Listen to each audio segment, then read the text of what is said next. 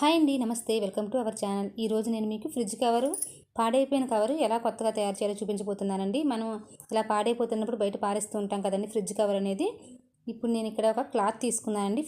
ఈ కవర్కి సరిపడినంత క్లాత్ తీసుకున్నాను, కాటన్ క్లాత్ తీసుకున్నాను అనమాట. చూసారు కదా, ఈ విధంగా తీసుకున్నాను. తీసుకున్న తర్వాత తిరగదిప్పి చూపిస్తాను చూడండి. ఇదిగోండి, కరెక్ట్గా మనకు సరిపోయినంత తీసుకొని ఒక్క ఇంచి వెడల్పులో 4 వైపులా ఉండేలా చూసుకోవాలండి.